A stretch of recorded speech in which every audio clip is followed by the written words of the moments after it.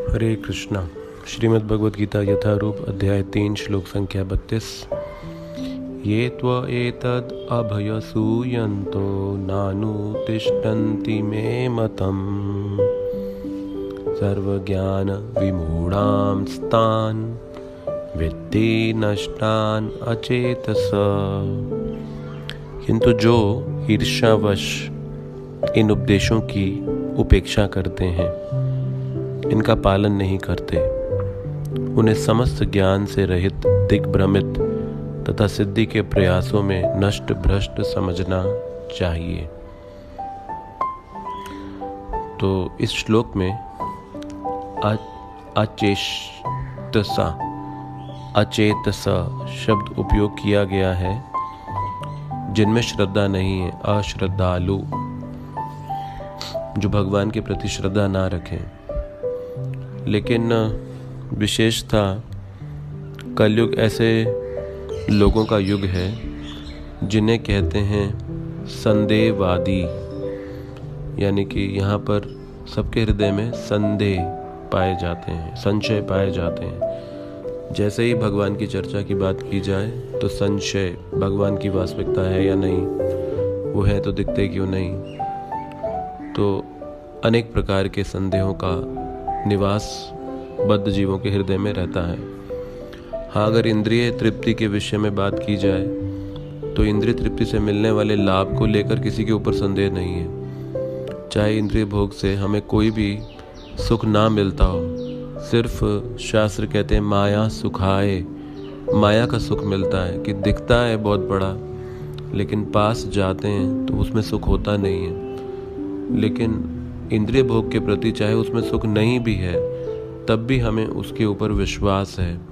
लेकिन जब आध्यात्मिक जीवन की बात करते हैं तो वहाँ पर संदेह रहता है, विश्वास नहीं रहता हमें। तो इसी जब शास्त्रों में भगवान के विषय के ऊपर चर्चा की जाएगी तब हम भगवान को जान सकते हैं। तो भगवान को जानने के लिए शास्त्र हमारे लिए एक प्रामाणिक स्रोत है। लेकिन इतिहास में कुछ ऐसा हुआ कि भारतीय शास्त्रों को, वैदिक शास्त्रों को अंग्रेज विद्वानों के द्वारा प्रस्तुत किया गया। ये ब्रिटिश ईस्ट इंडिया कंपनी के समय की बात है कि उन्होंने अपने विद्वानों को संस्कृत सीखने के लिए प्रेरित किया। और ऐसे तथाकथित विद्वान जिन्होंने संस्कृत सीख के भारतीय वैदिक शास्त्रों का जब अनुवाद अंग्रेजी भाषा में प्रस्तुत किया तो ऐसे प्रस्तुत किया कि जैसे वो एक कहानी की तरह या फिर कल्पना की तरह प्रतीत होना चाहिए, वो एक इतिहास या फिर वास्तविकता की तरह ना प्रतीत हो। और ऐसे शास्त्रों को पढ़ के हम भारत देश में रहते हुए भी, भारतीय शरीर में भी होते हुए भगवान पे अविश्वास करने लगे और पाश्चात्य जगत और पाश्चात्य संस्कृति को श्रेष्ठ मानने लगे, भारतीय संस्कृति को हीन देखने लगे। तो इसीलिए क्रिया इतनी महत्वपूर्ण नहीं जितना उस क्रिया के पीछे इच्छा महत्वपूर्ण है।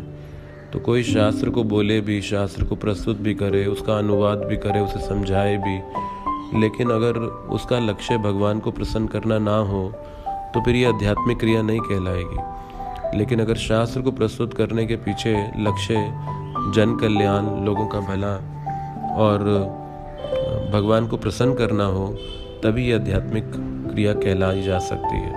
तो इसीलिए ऐसा नहीं कि हर शास्त्र को एक ही लक्ष्य के साथ प्रस्तुत किया जा रहा है, यानी कि भगवान को समझने, भगवान के साथ संबंध बनाने के लिए। हालांकि शास्त्र का ये उद्देश्य है, लेकिन जब इस उद्देश्य से शास्त्र दिए नहीं जाएंगे तो ऐसे शास्त्र को प्रस्तुत करने वाले वक्ता, उसके लेखक भगवान को दूसरे पाठक के हृदय में स्थापित नहीं कर सकते हैं। इसलिए श्रील प्रभुपाद जी ने जब 1965-66 में अंतर्राष्ट्रीय कृष्ण भावनामृत संघ की स्थापना की तो उनका लक्ष्य था कि यथारूप में भगवान को प्रस्तुत किया जाए।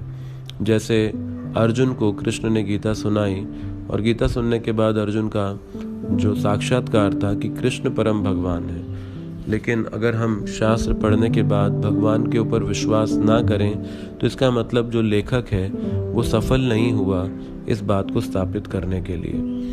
तो इसीलिए एक ऐसे लोग का वर्ग जो भगवान पे संदेह करते हैं, भगवान से ईर्ष्या करते हैं, क्योंकि वो खुद भगवान बनने पे काम कर रहे हैं।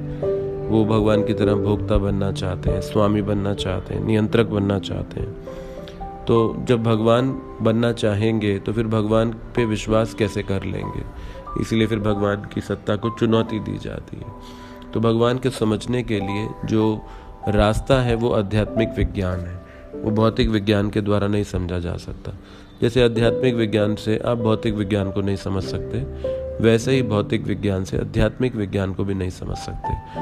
उसके लिए तो आध्यात्मिक विज्ञान का ही रास्ता चुनाव करना होगा, और वो है शास्त्रों पे विश्वास से। और अगर ऐसे शास्त्र जो हमारे भलाई के लिए दिए गए हैं, भगवान को हमसे कुछ नहीं चाहिए, लेकिन वो हमारे लाभ के लिए इस वाणी को देकर गए हैं, तो अगर हम इसे उपेक्षा करें, इसकी अवहेलना करें, इसको नहीं स्वीकार करें, तो इसमें नुकसान तो भगवान का नहीं, हमारा ही है। और ऐसा व्यक्ति का जीवन नष्ट भ्रष्ट समझा जाता है।